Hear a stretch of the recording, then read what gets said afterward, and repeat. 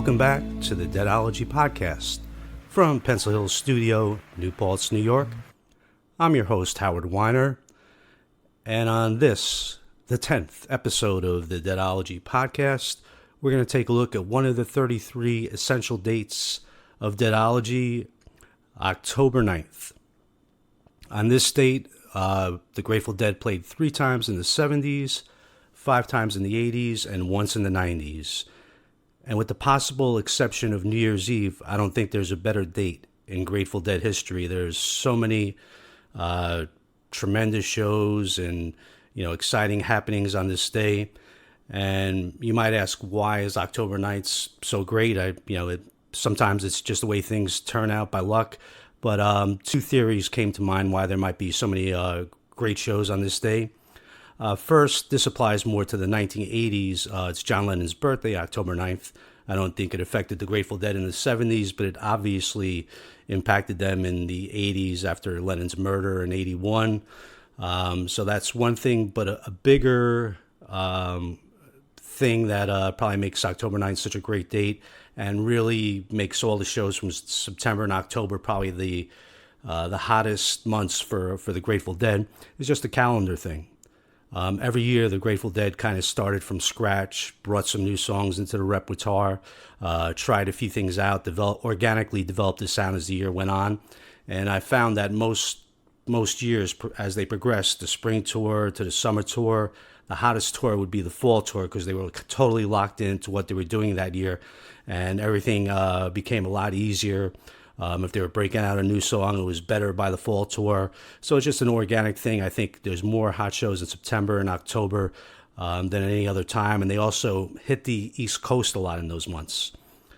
So this is going to be a 2-part Deadology, the Deadology podcast.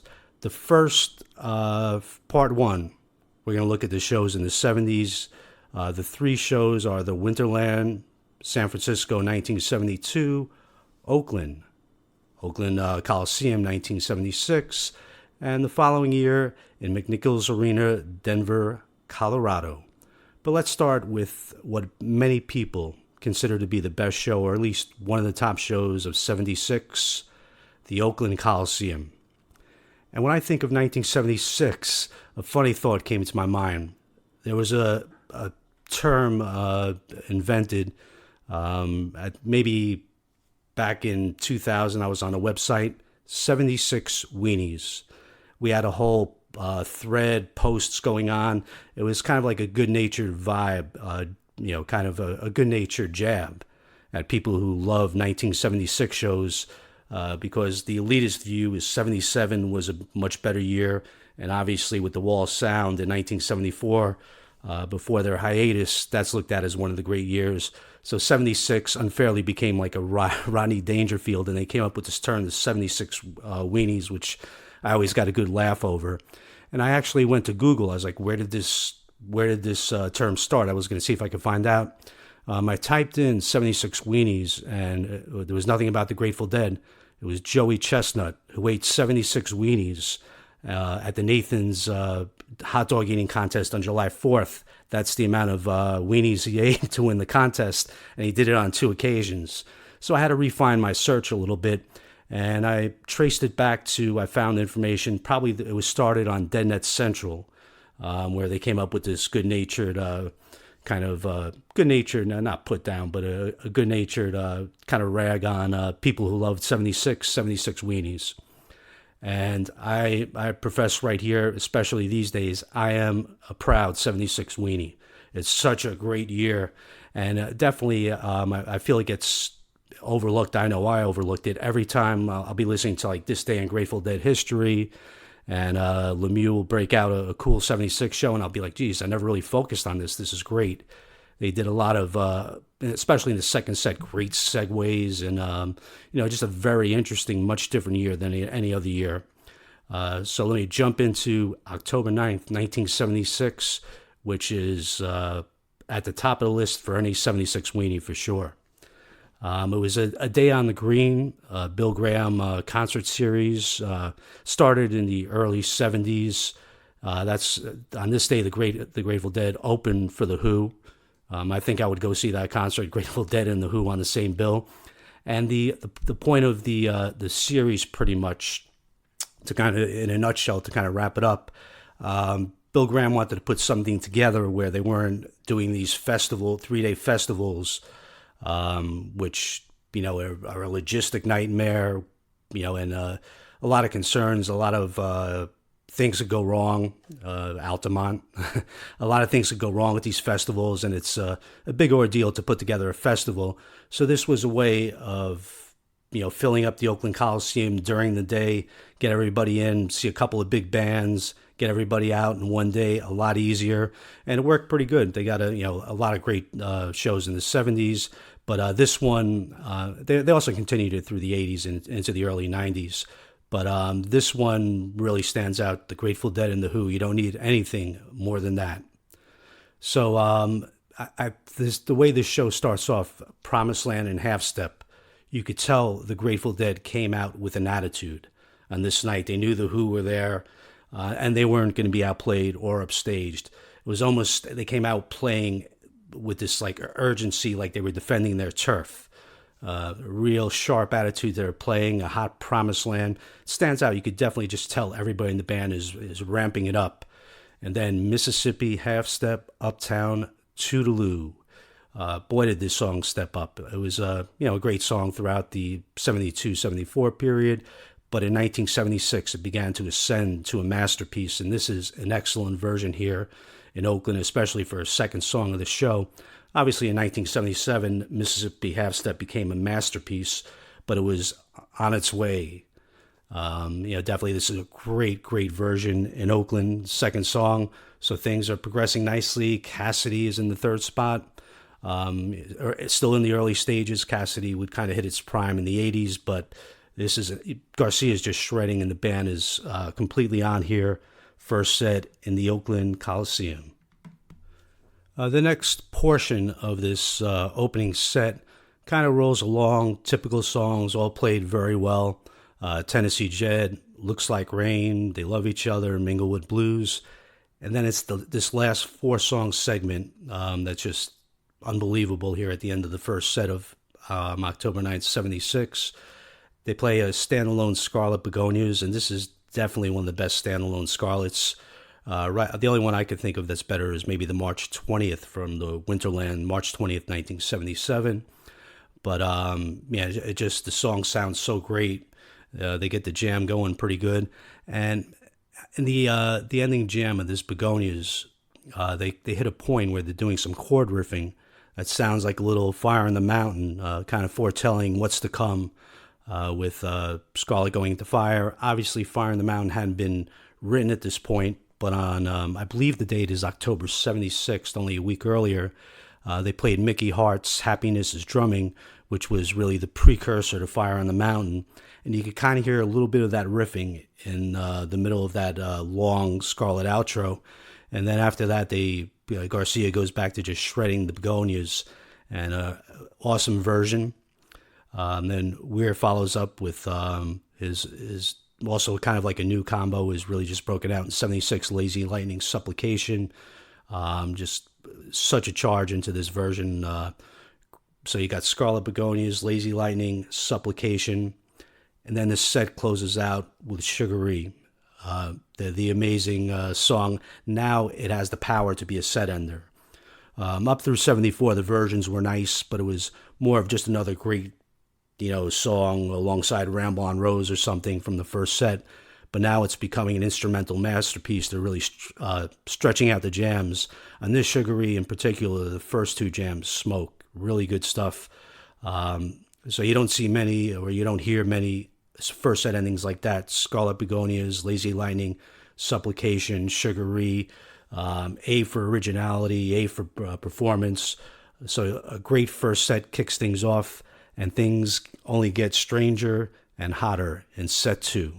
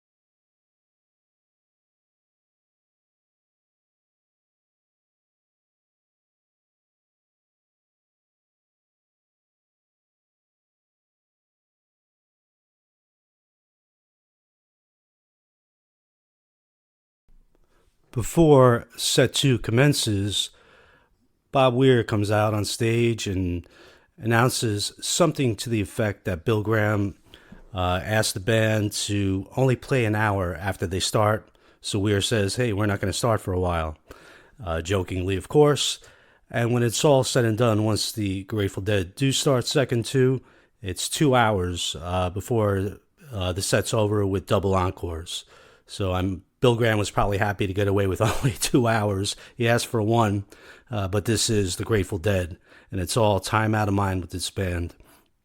So set two opens to the glorious riffs and melody line of St. Stephen, getting everybody in Oakland pumped up. And there's just something so regal about that song. It's such a great song to segue into, to segue out of. And the Grateful Dead is so masterful in these 1970 second sets, especially this one in Oakland, splitting up songs, reprising. Just you wonder if any of this, how much was premeditated, or if it was just how much was done on the fly. But it's just masterful stuff going on. So St. Stephen into Not Fade Away, pretty hot version of Not Fade Away. Band's ripping along. And they take it back into St. Stephen, a nice, powerful transition back into St. Stephen. And can you answer? Yes, I can. But what would be the answer to the answer man? Split second, then they jump into Help on the Way. Oh my God, it's one of the coolest transitions ever. I could hear that thing every time I listen to this. I have to hear that again 5 or 6 times. It's that powerful, impactful. And it's like the best intro for Help on the Way.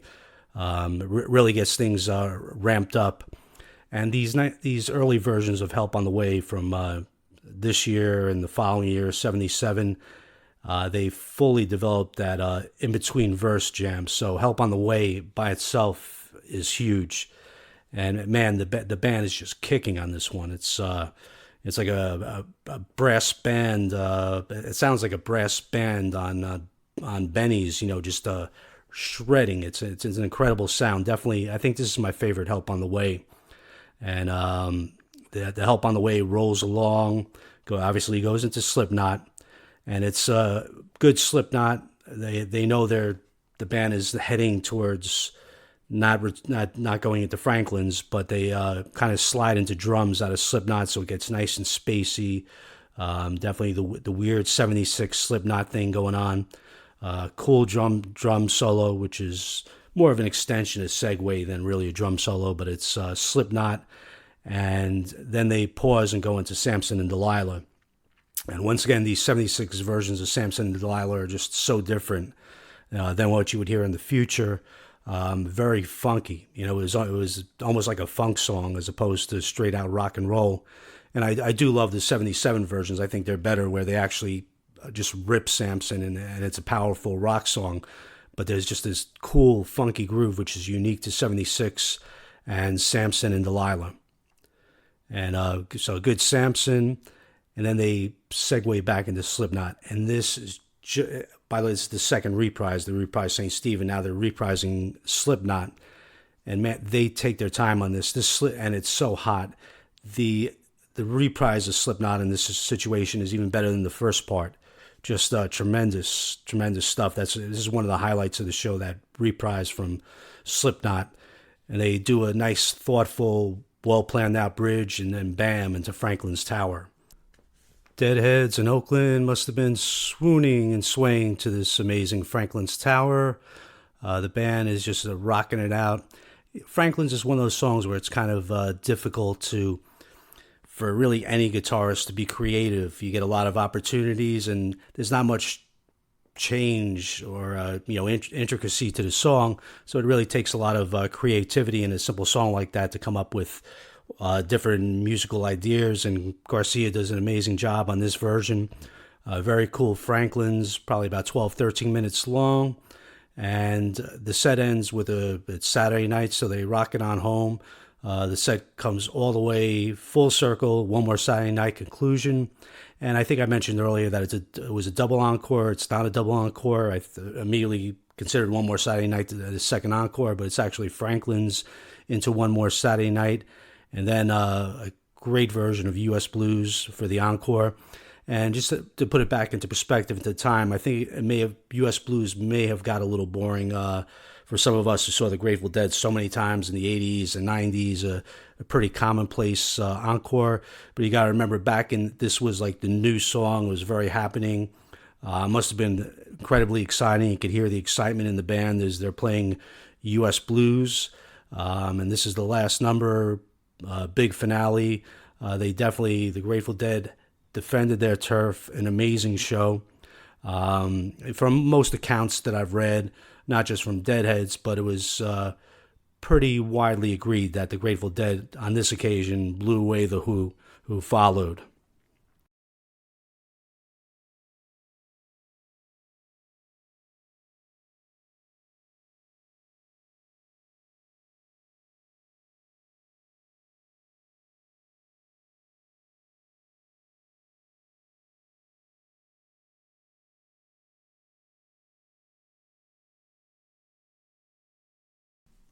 Before diving into the Denver show, I just want to point out three other shows which I think are up there with this Oakland show as far as great 1976 shows. You got one of the early ones, which only in the last couple of years kind of surprised me. One of the early first shows of the year, Boston Music Hall on June 9th. Great show. The Orpheum, July 18th. That whole Orpheum run was great, but that July 18th show. And then about a week after this Oakland show, Shrine Auditorium on October 15th. I would check that one out. That's an incredible show. Other one, Comes a Time, Franklin Sugar Mag 10, that set. So definitely 76, even shows you don't know or I fully don't know inside out. They never cease to amaze. A lot of great stuff that year. So now we move forward to Mile High in Denver, 1977. And this, coming into looking at this one again, I did think it was one of the most underrated shows of the year. And I do want to thank a couple of my listeners, Bob and Paul. They sent me an email and they suggested that for a future episode of the Deadology podcast, I should do something like the 33 most underrated Grateful Dead shows. And thanks, because that's an amazing idea. It's also an amazing idea for a book. Now, for the podcast, I'm probably not going to do 33, but I will go into a darkness retreat like Aaron Rodgers with my iPhone, so I can listen to some shows, and I'll come out with some underrated shows. That's definitely going to be a future episode. A great idea to talk about some of the underrated, overlooked shows. So this Denver show, I considered it underrated, but maybe there's a reason it's underrated. It's definitely not one of the more talked about shows from '77, but I did come to the conclusion that it's really the ending segment of that first set, where this show is just, it's so powerful. It's something that everybody's got to listen to, even if it's not a top shelf 77 show. So we get a typical first set rolling along. There's so much to get to from October 9th. I'm not going to go to the song by song breakdown, but towards the last segment of the set, you get a nice Brown Eyed Women, followed by an electrified Lazy Lightning Supplication. One of the interesting things here is you got a Lazy Lightning Supplication, Sugaree at this Denver show, same thing as a year earlier, and those songs may have only been lined up a few other times like that, so it's unusual. It's kind of strange that it happened again a year later on the same date, but a very powerful Lazy Lightning Supplication, and then it goes into Sugaree. And by this time in 1977, Sugaree is epic. This version will not compare with the very best from May, but the second solo, it's demonic on the Sugaree. They unloaded everything into it. The band is just playing as quick as possible. Keith, the drummers, it's unbelievable. And somehow they just keep bombarding, harder and harder, finding different chords to, different fanning and solos. And this one Sugaree is jam. The second solo is up there with anything. It's really incredible. And the only thing that doesn't make this a top contender for Sugaree is the third solo they don't even take a swing at. It's one of the quickest, like just nothing for the third instrumental. I like a well-developed Sugaree where it's 1, 2, 3. But some of the better ones just have that killer second solo where they unloaded everything and there's nothing left. And that's what happened on this McNichols one, man. The band just unloaded everything they had in the second solo. So amazing, almost demonic playing in that. And it set the stage. So we got Lazy Lightning, Supplication, Sugaree, A Music Never Stopped Ending.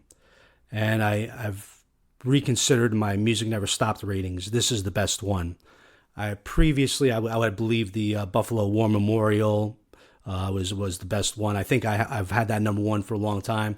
This one is insane, man. From Denver, just what they do in this Music Never Stopped. There's such power, and it's kind of like that Cornell Morning Dew, where the band has just got this synergy going all at once. Just playing, you can't even imagine a band could play that hard and that fast. And the beautiful thing about this, which makes it a must listen, is Garcia's leading the way. He's one step ahead of the band, which is almost impossible. But his thought process, he's leading the band into different alleys, nooks and crannies, and everything is going full speed. So it's like this incredible, intricate improvisation, yet at the same time, it's just straightforward, thunderous rock and roll. Is an amazing combination. When I listen to this, I don't even see how a band could be standing there on a stage. Everybody in McNichols Arena had to be jumping up and down during this. It's the most energetic and one of the most beautiful improvisational pieces in that Music Never Stopped. So if you haven't listened to a lot of the show, at least get to that ending of the first set, the Sugaree and the Music Never Stopped. I think Dick put out, for one of his Dick's picks, I forget the exact number, Oklahoma City, and he talked about Primal Dead, and he had a few examples of that. And one of the examples was Oklahoma, which was the next show, October 11th. For me, this would be, if using that concept of this insane playing Primal Dead, for me, this Denver show at the end of the first set, that's Primal Dead, as probably is that October 11th show. So there was definitely, they were cued into something at this point with their playing. Just the set lists probably weren't as creative or as long as May, but the playing in October and November of '77, performance-wise, the Grateful Dead was good, possibly even better than earlier in the year. So we roll to the second set. The Samson and Delilah that kicks off the set two in Denver, incredible. It's cut from the same cloth as that Music Never Stopped, just an extremely hot Samson. And then they do Scarlet Fire. I like the Scarlet Fire a lot. It's just not like the ones from May. I think it's like they hit like a creative malaise with the Scarlet Fires in '77. I've talked about this before, but actually it's a very good version. Not on par with what they were doing earlier in the year. And then it's Estimated, He's Gone. I think there's a Truckin' in there. Terrapin, Around and Around. It's all good. They played everything good in the second set, but it never really, they never really built the momentum. Everything from this show, really the crux of listening to it would be the end of the first set and the Samson Scarlet Fire. Just a mind-blowing playing, a must listen.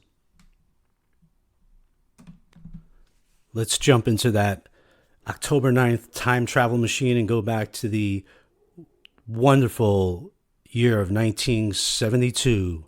So on October 9th, the Grateful Dead hometown show, after a triumphant year, Europe 72, and they were just coming off arguably a tour that was as good, if not better, than Europe 72. The East Coast swing. Also, earlier in the year, they did the Roosevelt Stadium show. Veneta is a huge show.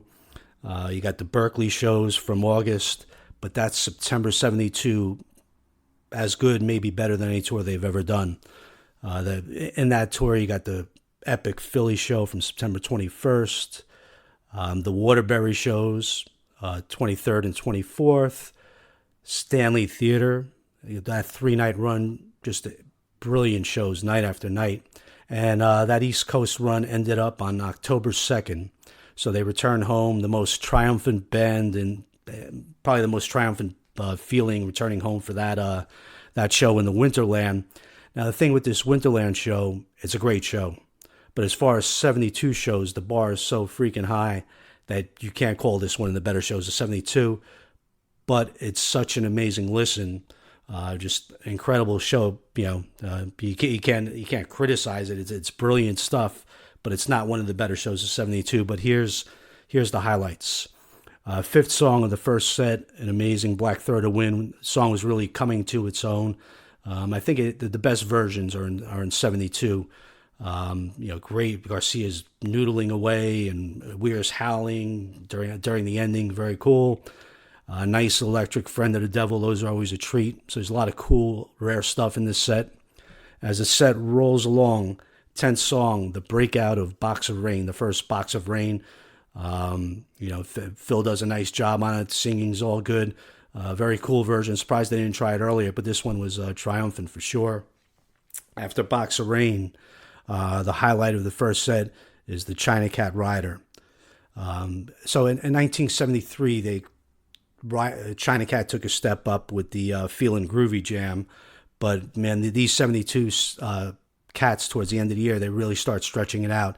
And I think this is my favorite 72 cat. I was just amazed listening to it, man. It's just bursting with country fresh flavor. And, after they hit the crescendo, they're starting, the fanfare part of the China Cat intro. Garcia keeps noodling on and on before they go into Rider.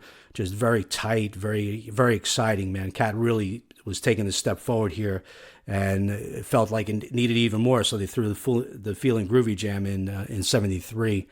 And then it goes into Rider, and there's just a very excited feeling to it in the singing here. Very soulful, great stuff.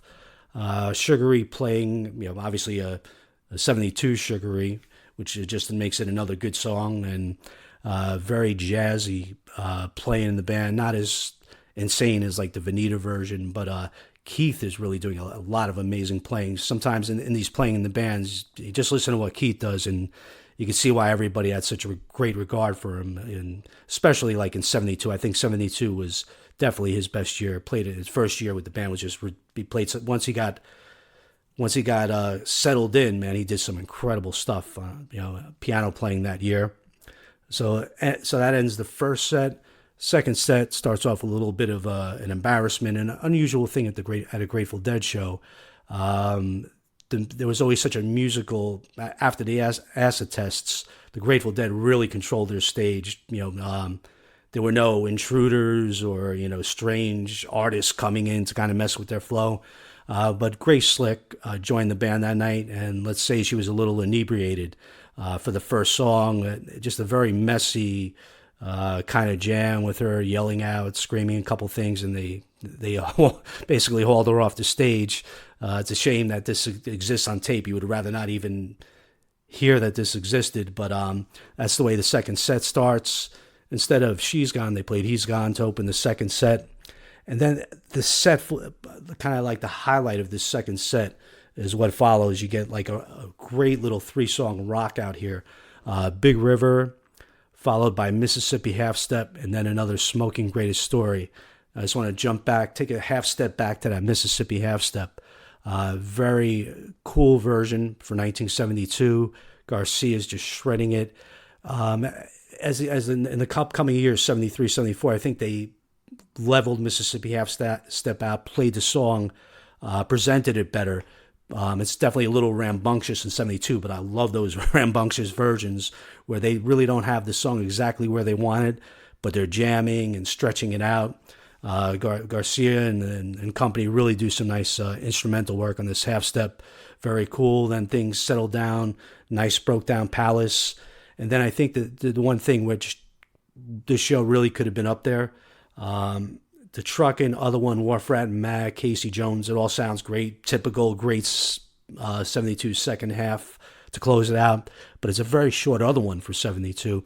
And maybe they were just a little tired, whatever. But the second half of the show just didn't hit like it usually would in 72. But overall, this is like one of those tapes from the Box of Rain to the China Cat to the great half step in the middle there. one of these, you break out the show, and it's just so worthwhile because it's 1972. Can't go wrong with 72.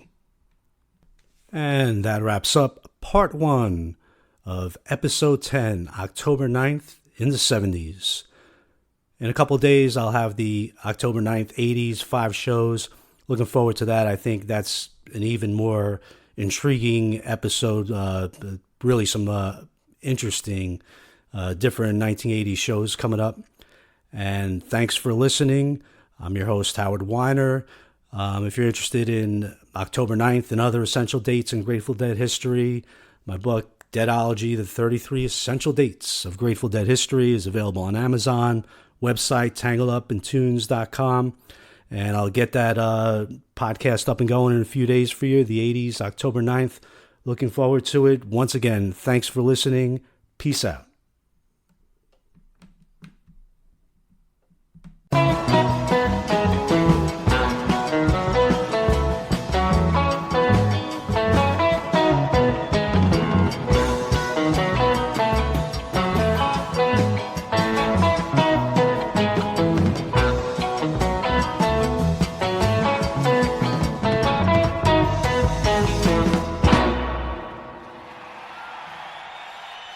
Thank you.